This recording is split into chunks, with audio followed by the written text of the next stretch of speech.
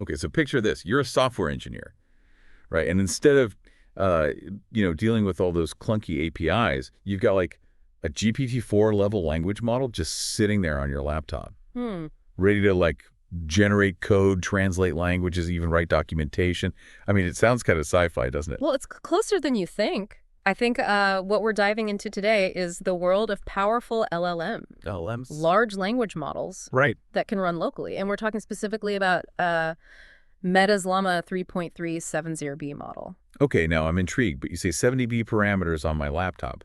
I Yeah. mean, that just doesn't compute literally. Yeah, well, that's the amazing part. Meta's really focused on efficiency with this model, meaning it can perform very similarly to their much larger 405B version. Wow. And think about it. Having this kind of power locally changes everything for a developer. Yeah. No more API rate limits, no dependency on connectivity. You're not waiting for responses from a server. It's all right there on your machine, ready to go. Yeah. So that's a huge shift. I mean, it's like the difference between you're relying on a public library and having your own personal research archive. Right. But how realistic is it to actually run this on a typical developer's machine? Well, you will need a decent amount of RAM. Around 64 GB is recommended. But if you've got that tools like a Llama make downloading and running the model surprisingly straightforward. Okay. It's about a 42 GB download. Yeah. A bit hefty, but manageable considering what you're getting. Yeah, 42 GB for a GPT-4 level LLM. Yeah. I mean, that's wild. But okay, let's say I've got the hardware, I've downloaded it. What's it actually like to use? I mean, it can't be as simple as typing in a prompt and getting, perfect code, right? Well, it's getting pretty close. Okay. A Llama sets up a local server for interacting with the model. You can give it prompts, ask it to refine code, even generate entire applications. Mm. Mac users can also explore Apple's MLX library, which offers different quantization levels. Okay, hold on. Quantization. You're going to have to unpack that a bit for those of us who don't speak fluent AI, Sure. jargon. Think of it like choosing the resolution for a picture higher resolution means more detail, but also a larger file size. Right. Quantization lets you adjust the model's precision. So lower precision uses less memory, runs faster, but might sacrifice some accuracy. Makes sense. It's a trade-off depending on your priorities and hardware limitations. Okay, so as a developer, I'm already seeing the possibilities. But before we get too deep into like the how-to, Yeah. can you give us some concrete examples of what this thing can actually do? Yeah, so imagine you're building a web app and you need to extract data from YouTube videos. Okay. With Llama 3.3, you could literally prompt it to write the entire code for a web app that does exactly that, complete with user interface elements and functionality. That's incredible. I mean, building a full application just by describing it to an LLM, it's almost like having a superpowered coding buddy at your beck and call 24/7. Exactly, and the results speak for themselves. Independent benchmarks like LiveBench show Llama 3.3 scoring incredibly well, even outperforming some well-known models like Claude 3 Opus. Okay, this is already mind-blowing, but I understand this is just the tip of the iceberg. I mean, Llama 3.3 is a powerful example, but it's not the only game in town, right?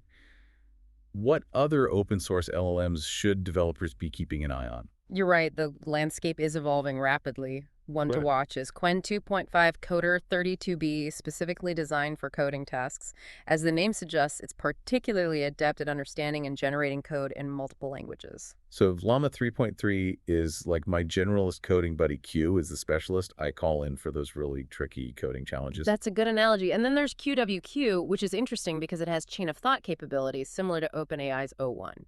Chain of thought, does that mean it can actually like reason through problems step by step, break down a complex task into smaller chunks? Exactly. Instead of just spitting out an answer, QWQ can explain its reasoning process, which is incredibly valuable for understanding its decisions and debugging any issues. That level of transparency is crucial, especially when we're talking about using AI for software development. It's not just about getting the code, it's about understanding how it got there. Absolutely. And what's really fascinating is how these open source models are catching up to their proprietary counterparts in terms of capability and sophistication. Yeah. We're seeing the power shift from a few large companies to a wider community of developers and researchers. It's like the early days of the internet where innovation just exploded once access and tools became more widely available.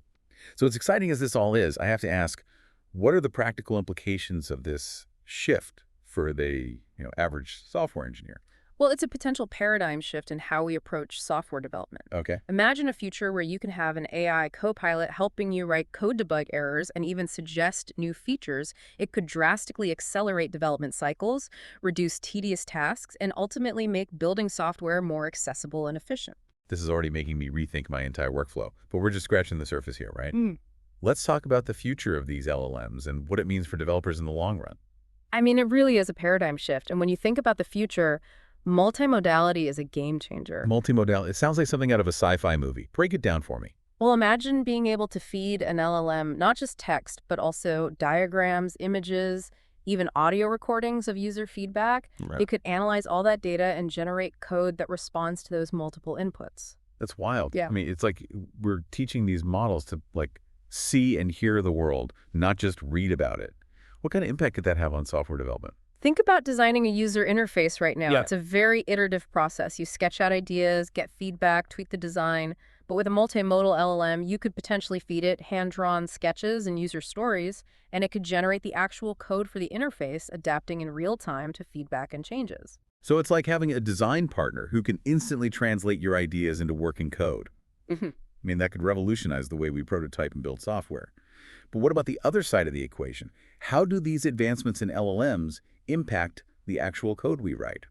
This is where the focus on efficiency gets really interesting. As models become more powerful and run on less demanding hardware, we could see a shift towards more declarative programming. Declarative programming, I'm vaguely familiar with the term, but remind me what that entails. Instead of writing line-by-line instructions, you describe the desired outcome, and the LLM figures out the most efficient way to achieve it. It's like telling your AI assistant, I need a function that does X, and it generates the optimized code for you. That's a huge level of abstraction. It almost feels like we're moving towards a world where software development becomes more about defining intent than writing intricate code.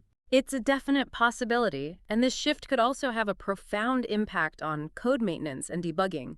Imagine an LLM that can not only identify errors, but also suggest fixes or even refactor entire code bases to improve performance and readability. That would be a dream come true for any developer who's ever spent hours hunting down a bug.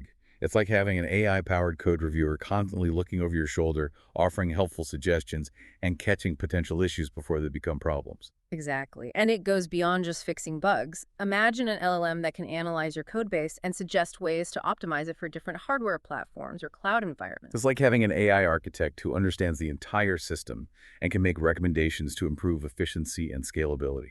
I mean, that's a level of insight that even experienced developers would find invaluable. But as we're talking about these increasingly powerful LLMs and their potential impact on software development, I have to ask, are we heading towards a future where AI replaces human programmers altogether? That's a question that comes up a lot, but I see it more as an evolution than a replacement. The role of the software engineer will likely change, becoming more focused on high-level design problem solving and collaborating with these AI tools. So it's not about coding ourselves out of a job, but about using these tools to elevate our capabilities and tackle even more complex and creative challenges. Precisely, the ability to think, critically understand user needs, and design elegant solutions will become even more valuable in a world where AI can handle much of the heavy lifting of code generation and optimization. This is making me rethink what it means to be a software engineer in the future. It's less about mastering a specific programming language and more about understanding the principles of good design, problem solving, and collaboration, both with human colleagues and with these incredibly powerful AI tools. And as these models become more accessible and integrated into our workflows, we'll likely see a surge in creativity and innovation. Imagine the possibilities when every developer, regardless of their experience level, has access to these superpowered tools. It's like giving everyone the keys to a high-performance sports car. Some might just enjoy the thrill of the ride, but others will push the limits and explore entirely new destinations. And those new destinations might lead to entirely new industries and applications that we can't even imagine yet. It's an exciting time to be a software engineer with the potential to not just write code, but to shape the future of technology. This has been an incredible journey so far, exploring the present and future of LLMs for software engineers. But there's still one piece of the puzzle we need to address. How does this shift impact the way we learn and grow as developers? We've talked about, the impact of these powerful LLMs on coding design, even the future of software engineering. But how does all this shift impact the way we learn and grow as developers? It feels like the traditional path of learning syntax and frameworks might need a serious upgrade. Yeah, it definitely changes things. Rote memorization of syntax becomes less critical when you have an AI assistant that can generate and even explain code, the focus shifts to understanding the underlying principles, the why behind the code, and the ability to articulate clear instructions and desired outcomes. It's almost like the difference between being a translator who knows every grammatical rule and a diplomat who can convey meaning and intent, even with imperfect language skills. That's a great analogy.